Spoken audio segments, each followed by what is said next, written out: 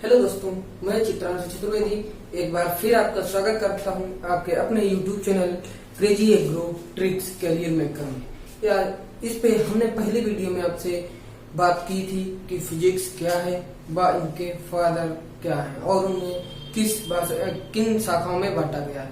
उसी में एक एशियंट फिजिक्स की ब्रांच है, उसे काइनेमेटिक्स या गतिकी कहते हैं। काइनेमेटिक्स को हिंदी में गतिकी कहते हैं। अब आज हम उसी को डिस्कस करने जा रहे हैं। उसके अंतर जो भी टॉपिक आएंगे उन्हें बारी बारी से मैं डिस्कस करेंगे। पहला, काइनेमेटिक्स। काइनेमेटिक्स को हिंदी में गतिकी कहते हैं। गतिकी, अब गतिकी क्या होती है वो मैं आपको बताऊंगा। गतिकी भौतिक विज्ञान की वह शाखा है, जिसमें वस्तु की स्थिति, चाल और समय का वस्तु की स्थिति, चाल व समय में परस्पर संबंधों का अध्ययन किया जाता है, गतिकी कहलाती है। जैसे कि भौतिक विज्ञान की वह शाखा है, गतिकी भौतिक विज्ञान की वह शाखा है जिसमें वस्तु की स्थिति, चाल, समय के परस्पर संबंधों का अध्ययन किया जाता है, गतिकी कहलाती है। अब गतिकी में फर्स्ट टॉपिक जो आता है उसे कहते हैं दूरी। अब दूरी को इंग्लिश में डिस्टेंस कहते हैं। अब दूरी क्या होती है वो मैं आपको बता रहा हूँ। किसी पिंड द्वारा तय की गई लंबाई को दूरी कहते हैं। किसी पिंड द्वारा तय की गई लंबाई को दूरी कहते हैं। किसी पिंड द्वारा तय की गई लंबाई को दूरी कहते हैं। नंबर 2, इसमें कुछ इंपॉर्टेंट पॉइंट्स हैं जो एग्जाम में आते हैं। जैसे कि यूपी कैटेड एग्जाम में मोस्ट इंपॉर्टेंट पॉइंट ये आज का है एक बार कि यूपी कैटेड में आ चुका है कि दूरी पथ पर निर्भर करती है। दूरी किस पर निर्भर करती है? दूरी पथ पर निर्भर करती है। दूरी सदैव धनात्मक होती है। दूरी का मात्रक मीटर होता है। दूरी का मात्रक क्या होता है? दूरी का मात्रक मीटर होता है। और दूरी एक अदिश राशि है। दूरी किस प्रकार की राशि है? दूरी एक अदिश राशि है और दूरी की विमा L होती है। विमा क्या होती है? दूरी की विमा L होती है। दूरी सदैव पथ पर निर्भर करती है। दूरी सदैव धनात्मक होती है। दूरी का मात्रक मीटर होता है। दूरी अदिश राशि है तथा दूरी की विमा L होती है। और दूरी कभी ऋणात्मक, कभी निगेटिव नहीं होती है, बल्कि दूरी शून्य हो सकती है। दूरी शून्य हो सकती है।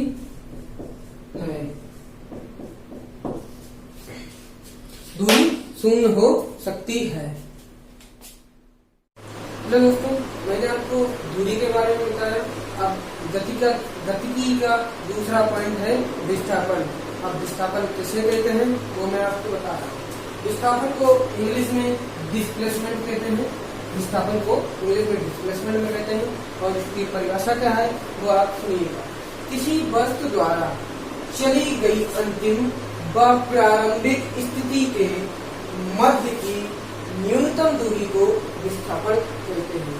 किसी वस्तु द्वारा चली गई अंतिम व प्रारंभिक स्थिति के मध्य की न्यूनतम दूरी को विस्थापन कहते हैं। जैसे कि मान लिया कोई वस्तु ये A है, जो कि कोई वस्तु नहीं है, जो कि A बिंदु से चलकर B बिंदु तक गई। अब जो इसकी जो मध्य की दूरी होगी,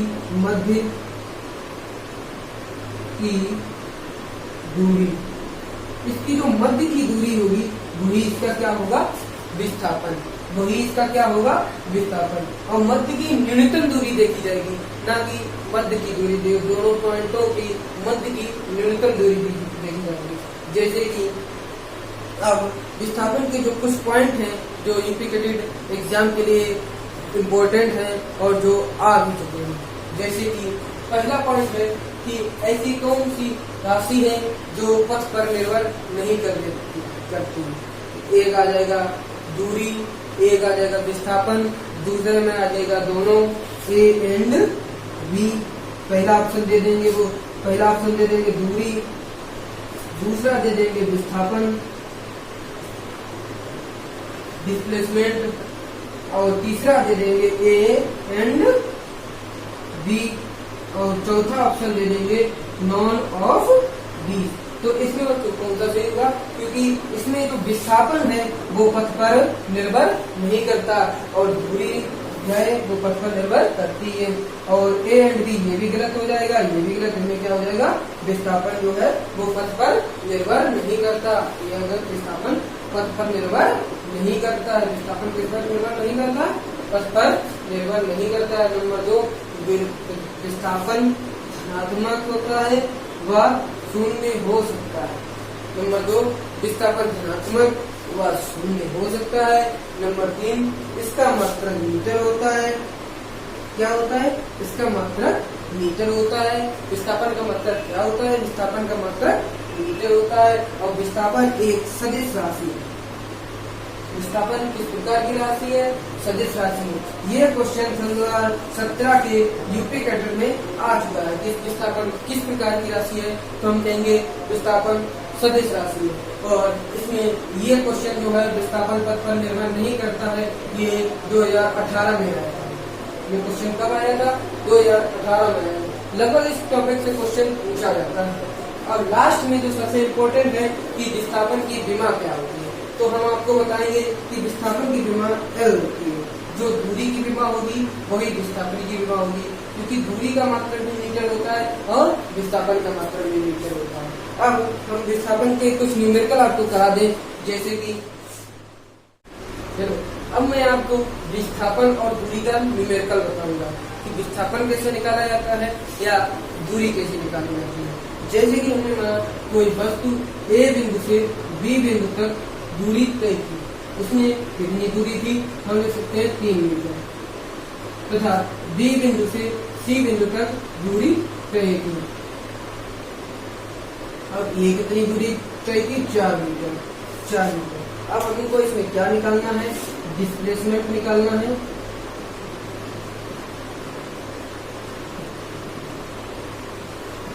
डिस्प्लेसमेंट निकालना है और क्या निकालना है, डिस्टेंस निकालना है। डिस्टेंस निकालना है। अब डिस्प्लेसमेंट क्या होता है कि किसी भी वस्तु की अंतिम व प्रारंभिक स्थिति के मध्य की न्यूनतम दूरी। अब इन दोनों पॉइंटों में न्यूनतम दूरी अगर जोड़ेंगे, कहाँ से जोड़ेंगे, यहीं से तो जोड़ेंगे भाई। जब साथ साथ में करना है तो आराम से लग जाएगा, यहीं से तो करेंगे। ये हो गई इन दोनों पॉइंट की न्यूनतम दूरी हो गई। अब आप देखेंगे कि ये क्या हो गया, ये क्या बन रहा है, ये ट्रायंगल बन रहा है। अब यहाँ पे हमें निकालनी क्या है, ये चीज निकालनी है, ये चीज हमें निकालनी है। तो हम क्या लगाएंगे, इसमें डिस्प्लेसमेंट निकालने के लिए क्या लगाएंगे, पाइथागोरस प्रमेय, जो कि हमारे क्लास 10th में भी है, मैथ में, ट्रिग्नोमेट्री में, वो इसका हम प्रयोग करेंगे। क्या करेंगे, AC² = BC² plus AB² plus BC², AB² plus BC²। ये हमने किया। अब यहाँ पे AC का मान क्या है, पता नहीं, AC हमको निकालना है, तो AC² पर लिख दो ऐसे ही √। अब AB का कितना मान है, 4 का स्क्वायर कर दो, प्लस BC का कितना मान है, AB का कितना मान है, 3 का स्क्वायर प्लस 4 का स्क्वायर बराबर कितना हो जाएगा, AC²। 3 का स्क्वायर कितना होगा, 9 होगा, प्लस 4 का स्क्वायर कितना होगा, 16 होगा, इक्वल टू कितना हो जाएगा, 25। अब AC² बराबर कितना आ जाएगा, 25। अब AC बराबर अगर यहाँ से हम स्क्वायर हटाएंगे तो यहाँ पे √ पहुंच जाएगा। अब जब यहाँ पे √ आ जाएगा तो हम AC बराबर इसको लिख सकते हैं 5। √25 का मान कितना होता है, 5। तो हमारा डिस्प्लेसमेंट कितना आ गया, 5 आ गया। 5 ये डिस्प्लेसमेंट हमारा आ गया। हम लिख सकते हैं 5 मीटर। अब रह गई है डिस्टेंस निकालने की। डिस्टेंस कैसे निकालेंगे? मैंने आपको क्या कहा, वस्तु द्वारा चली गई लंबाई। अब वस्तु द्वारा चली गई लंबाई को दूरी कहते हैं। अब उसने बस में पहले कितने, ए से बी तक कितने, पहले क्या चला, ए से बी तक चला। फिर क्या हुआ कि बी से सी तक चला। अब हम ए से बी तक चला, इसको भी जोड़ेंगे, बी से सी तक चला, इसको भी जोड़ेंगे, दोनों लंबाई जोड़ेंगे तभी तो दूरी आएगी। हमने दोनों को जोड़ दिया, 4 + 3 3 + 4 इक्वल टू कितना हो गया, 7 मीटर।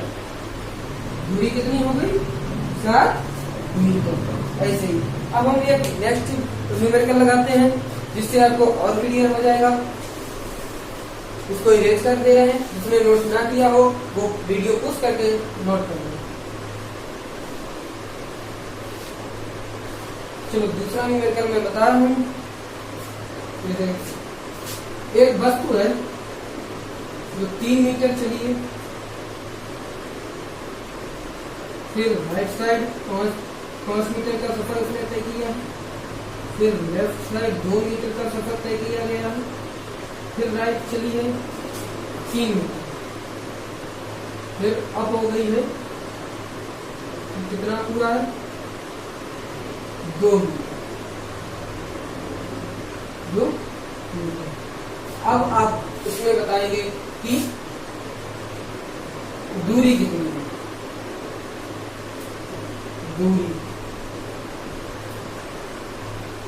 दूरी बताइए,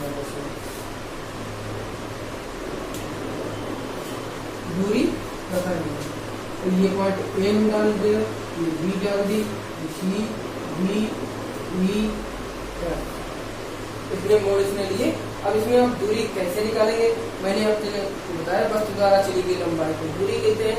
अब जितनी जितनी इसने लंबाई चली है उसको सबको प्लस कर दो, दूरी निकाल जाएगी। ए बी कर देंगे plus A B plus B C plus C D plus E D F D E plus E F कितना हो गया। अब करेंगे हम ए बी कितनी है 3 प्लस 5 प्लस सी डी कितनी 2 है प्लस डी ई कितनी है 3 है प्लस ई एफ कितनी है 2 है। अब इन सभी को जोड़ दो, 5 3 8 2 10 3 11 5 3 8 2 10 3 13 2 15 कितने मीटर दूरी आ गई 15 मीटर। चलिए अब मैं गतिकी का अगला टॉपिक डिस्कस करने वाला हूँ जिसे हम चाल कहेंगे। चाल को इंग्लिश में स्पीड कहते हैं। दोस्तों तो अब हम बताने जा रहे हैं तो चाल के बारे में, यानी कि स्पीड क्या होती है। और ये मेरा तीसरा टॉपिक है, आपको बता दूंगा। मैं आपको दूरी के बारे में बता चुका हूँ, विस्थापन के बारे में बता चुका हूँ। अब मैं बता रहा हूँ चाल के बारे में। चाल को इंग्लिश में स्पीड कहते हैं और इसकी परिभाषा क्या है? किसी वस्तु द्वारा एकांक समय में तय की गई दूरी को चाल कहते हैं।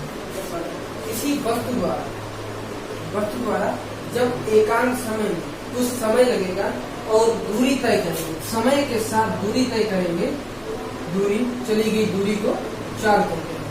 चाल कहते हैं जैसे कि हमने माना कि कोई व्यक्ति है, यहाँ से ये कोई व्यक्ति है, ये यहाँ से यहाँ तक गया 10 मीटर 50 मीटर मान लो, 50 मीटर मान लो। ए बिंदु से बी बिंदु तक आया, ए बिंदु से बी बिंदु तक फिर पहुंचाइए, ए बिंदु से बी बिंदु पर पहुंच गया। अब हमको चाल निकालनी है, तो चाल के लिए हमने क्या कहा, एकांक समय है। अब यहाँ से यहाँ तक 50 मीटर एकदम गायब तो होके गया नहीं होगा, चल के गया होगा तो उसमें कुछ टाइम लगा होगा। हमने मान लिया कि समय t बराबर, समय किससे डिनोट करते हैं t बराबर, हमने मान लिया इसमें 5 सेकंड लगे। अब अगर हम चाल निकालेंगे कोई दिक्कत नहीं होगी, क्योंकि हमने परिभाषा बताया किसी वस्तु द्वारा एकांक समांतराल में चली गई दूरी को चाल कहते हैं। और चाल का फार्मूला, यहीं से चाल का फार्मूला क्या होता है, चाल बराबर चली गई दूरी बटे समांतराल। चली गई दूरी क्या है हमारे पास, चली गई दूरी कितनी है 50 है, चली गई दूरी हमारे पास कितनी है 50 है। और समय अंतराल कितना है, समय अंतराल कितना है, टी है, समय अंतराल कितना है, टी। तो हम स्पीड को किससे, चाल को किससे गुणा करते हैं, हमें क्या क्या दे दिया गया, समय दे दिया गया और नंबर 1 समय दे दिया गया, कितना दे दिया गया 5 सेकेंड। नंबर 2 क्या दे दिया गया, दूरी दे दी गई हमको, चली गई दूरी दे दी गई, दूरी कितनी दी गई हमको 50 मीटर, 50 मीटर। अब हमको निकालना क्या है, निकालनी है हमको चाल, चाल निकालनी है। तो ये हमेशा याद रखना, अगर फार्मूले में जितने वेरिएबल हो एक साथ, 2 वेरिएबल मिसिंग नहीं हो सकते। वेरिएबल मतलब या तो यहाँ पे चाल मिसिंग हो गए, चाल नहीं दी जाएगी, चाल निकल पाएगा वो, या तो आपको दूरी नहीं देगा तो चाल और समय देगा, और समय नहीं देगा तो चाल और दूरी देगा। यानी कि इसमें से वो एक ही मिसिंग कर सकता है। जैसे यहाँ पे कि यहाँ पे क्या निकल पा रहा है आपको, चाल निकल पा रहा, वैसे या तो आपको दूरी पे आ सकता है निकालने को, या तो समय अंतराल का आ सकता है। चाल दी होगी इसमें, अगर दूरी निकलवाएगा चाल समय दिया जाएगा, समय जो निकलवाएगा तो चाल और दूरी दी जाएगी। अब चाल निकलवाया तो समय और दूरी दी जाएगी। अब फार्मूले के हिसाब से रख दो, फार्मूला क्या था, चाल बराबर दूरी बटे समय अंतराल। तो चाल के दूरी कितनी है, दूरी है 50 मीटर, और समय कितना लगा हमको, समय कितना लगा, समय कितना लगा 5 सेकेंड। तो इसको नीचे लिखेंगे, काटेंगे, कितना आ जाएगा 10 मीटर, 5 एकम 5 जीरो, तो 10 मीटर प्रति सेकेंड। ये हमारा कितना आंसर आ गया, 10 मीटर प्रति सेकेंड। ये हमने क्या निकाली, चाल, चाल हमारी कितनी आ गई 10 मीटर प्रति सेकेंड। कोई व्यक्ति था जो ए बिंदु से बी बिंदु तक गया, उसे ए बिंदु से बी बिंदु तक जाने में 5 सेकंड लगे, और दूरी कितनी थी ए बिंदु से बी बिंदु तक 50 मीटर। तो यहाँ से ऐसे हम चाल निकालेंगे। ये सवाल इस टाइप का यूपी बोर्ड में एक जरूर आता है, most important for UP board. अब आगे इसमें इसका मात्रक क्या होती है, इसकी गुणा से आती है, बाय कैसी राशि है। यही 3 पॉइंट इसमें मोस्ट इम्पोर्टेंट है, और ये क्वेश्चन बहुत सी सी व डी ग्रुप की एग्जाम होते हैं उनमें आता भी है। जैसे मात्रक क्या है, चाल का मात्रक क्या होता है, मीटर प्रति सेकंड। अब मीटर प्रति सेकंड क्यों होता है ये भी मैं आपको बता दूं। जैसे कि दूरी का मात्रक हमने आपको बताया क्या होता है, दूरी का मात्रक क्या होता है, मीटर। अब समय का मात्रक क्या होता है, हमने क्या बताया था आपको, सेकंड, सेकंड। तो इसका मात्रक, अब चाल का मात्रक क्या हो जाएगा, दूरी मीटर प्रति सेकंड। तो यहाँ से क्या आया, मीटर प्रति सेकंड। अब आगे विमा, विमा L इंटू टी की पावर -1। अब हम बताएंगे विमा ये L इंटू टी की पावर -1 आई कैसे, क्योंकि मीटर की विमा आपको पता है, दूरी की विमा कितनी होती है L, और दूरी का मात्रक कितना होता है, मात्रक क्या होता है, मीटर, मीटर मात्रक होता है। तो L मीटर, मीटर की विमा कितनी होगी L, और अपॉन में सेकंड है तो अपॉन कर दो L की, L अपॉन में सेकंड है तो अपॉन कर दो। और ये सेकंड का विमा क्या होती है, T होती है, सेकंड की विमा क्या होती है, T होती है। अब जिस पर कोई पावर ना चली हो उस पर पावर कितनी होती है, 1 की पावर होती है। अब हमको अपॉन में लिखा अच्छा नहीं लग रहा, ज्यादातर अगर इसे लिखेंगे क्वेश्चन लंबी होगा तो हमको इसको छोटा करना। अगर कोई संख्या ऊपर से नीचे से ऊपर की हो जाती है तो क्या हो जाती है, जो उसकी पावर या घात होती है वो माइनस में हो जाती है, क्या हो जाएगी। अब इसको हम ऐसे लिख सकते हैं, L इंटू हो जाएगा T की पावर, ये ऊपर जाएगा तो क्या हो जाएगा -1। ये आ गया इसकी विमा, किसकी, ये आ गई गति की विमा। गति की विमा क्या होगी, L इंटू टी की पावर -1। अब गति एक अदिश राशि है, गति क्या है, अदिश राशि है, इसमें दिशा नहीं दी जा सकती है। अब जैसे ये कह दिया कि तुम्हें 40 किलोमीटर प्रति घंटे की रफ्तार से जाना है। अब ये तो बताया नहीं कहाँ जाना है, क्यों जाना है, किस लिए जाना है, किस दिशा में जाना है, 40 सिर्फ आपको स्पीड बताएगी। तो इसलिए क्या हो गई है, एक अदिश राशि। अब इस पर एक दो न्यूमेरिकल आपको और बताते हैं, जिससे आपको आसानी होगी करने में। जैसे कि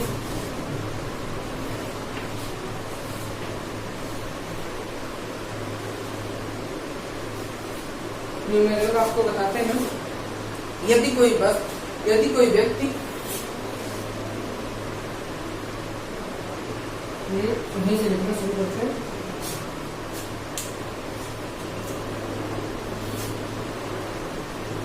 आपको मैंने अभी न्यूमेरिकल कराया, इसमें दूरी दी गई थी और समांतराल दिया गया था और चाल पूछी गई। अब मैं न्यूमेरिकल आपको कराने जा रहा हूँ, उसमें दूरी या तो दूरी पूछी जाएगी या तो समांतराल पूछा जाएगा।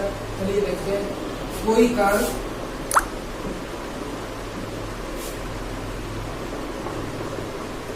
50 मीटर प्रति सेकेंड की रफ्तार से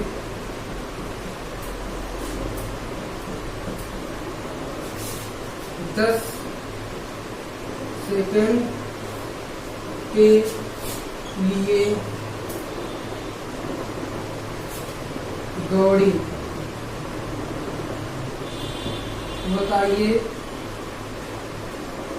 बताओ कि उसने कितनी दूरी तय की।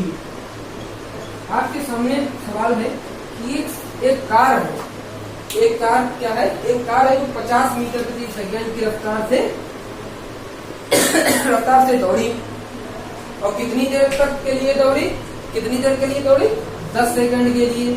अब दूसरा क्या है, दूरी, कितनी दूरी तय की। हमको क्या दिया गया, हमको दिया गई चाल, चाल को किससे, एस से स्पीड, चाल दी गई हमको, चाल कितनी है 50 मीटर प्रति सेकंड। और नंबर 2 हमें क्या दिया गया, नंबर 2 दिया गया समय, समय कितना दिया गया 10 मीटर प्रति सेकंड है। अब हमसे क्या पूछा गया, कितनी दूरी तय करेगा, यानी कि दूरी पूछी गई। अब हमें दूरी के लिए कोई अलग से फार्मूला नहीं लगाना पड़ेगा, हमें जो फार्मूला पता है हम उसी से सॉल्व करेंगे। जैसे कि हमें पता है कि चाल बराबर क्या होता है, चाल बराबर क्या होता है, दूरी कुल दूरी अपॉन समय, कुल दूरी अपॉन समय होता है, कुल दूरी अपॉन समय होता है, कुल दूरी अपॉन समय होता है। अब हमें क्या क्या दिया गया है, हमें चाल दी गई है, समय दिया गया है, क्या नहीं दिया गया, दूरी नहीं दी गई, तो हम सीधा लिख देंगे क्या दिया गया हमको, क्या दिया गया, चाल दी गई है। चाल कितनी है 50 मीटर प्रति सेकंड, और 50 यहाँ पे मात्रक नहीं लिखे क्योंकि हम फार्मूला यूज कर रहे हैं।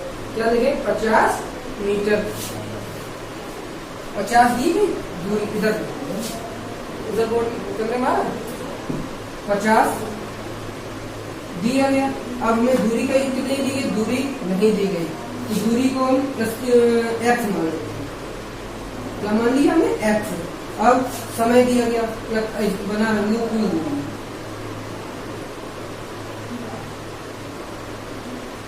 अपन समय कितना है 10 सेकेंड, 10 लिख दिया। अब देखना दूरी इसके अपॉन भी कर दो। अब हम क्रॉस मल्टीप्लिकेशन यानी कि कैंची गुणा क्रॉस मल्टीप्लिकेशन करा देते हैं, इसका इसमें, इसका इसमें, तो दूरी बराबर क्या आ जाएगा 500 मीटर। ये आ गया आपका आंसर, ये आ गया आपका आंसर। अगर इसमें कोई दिक्कत हो तो हमें कमेंट करके जरूर बताइएगा। अब आपका अगला न्यूमेरिकल है जिसमें आपको समय निकालना होगा, वो मैं आपको अभी बता रहा हूँ। ये न्यूमेरिकल आप लगाइएगा और इसी टाइप के न्यूमेरिकल अपने मन में सोच के दोबारा कीजिएगा। अब इसमें एक गलती हो गई, यहाँ पे समय का मात्रक हमने मीटर प्रति सेकंड कर दिया, यहाँ पे सिर्फ सेकंड होगा, समय की यूनिट सेकंड होती है। ठीक है, अब मैं अगला न्यूमेरिकल कराने जा रहा हूँ जो कि आप देखिएगा।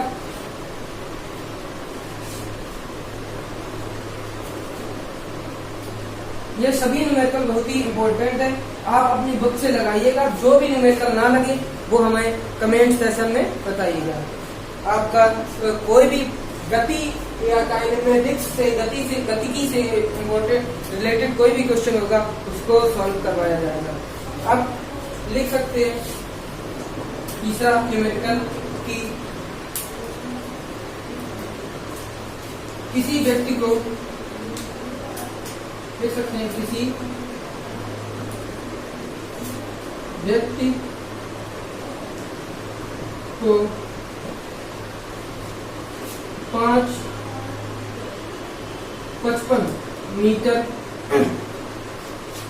प्रति सेकेंड 55 मीटर दूरी तय करने में कितना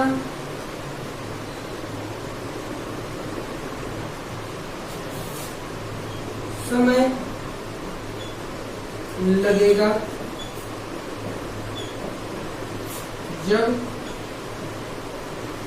उसकी चाल 11 मीटर प्रति सेकेंड को।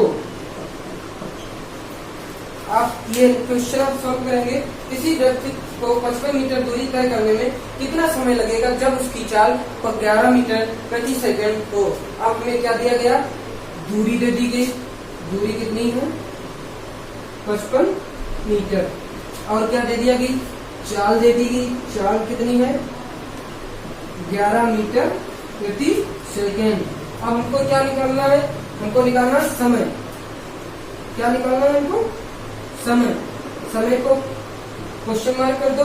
अब चाल बराबर क्या होता है, कोई नया फार्मूला में यूज नहीं करना, उसी को प्रयोग करके हमें इसका आंसर देना। चाल बराबर दूरी बटे समय। अब जल्दी से इस क्वेश्चन को लगाएंगे और घर पे भी आप प्रैक्टिस कीजिएगा। चाल कितनी है हमारी 11 मीटर बराबर दूरी कितनी है हमारी 55 और अपॉन समय कितना है हमारा, समय मान लीजिए हम t मान लें, समय हमारा t है। अब इसका क्रॉस मल्टीप्लिकेशन करा दो, cross multiplication 11t equal to 55। अब इसका ऐसे कर देंगे t इक्वल टू 55 अपॉन 11, तो कितनी आ जाएगी, समय कितना आ जाएगा 5 सेकेंड। समय कितना आ गया 5 सेकेंड, समय कितना आ गया 5 सेकेंड। इस स्पीड में कोई दिक्कत हो, आज हमने आपको 3 टॉपिक डिस्कस कराए हैं, चाल, दूरी और विस्थापन। इन तीनों टॉपिकों में जिस किसी में दिक्कत हो हमें कमेंट सेक्शन में लिख के बताइएगा। जय हिंद।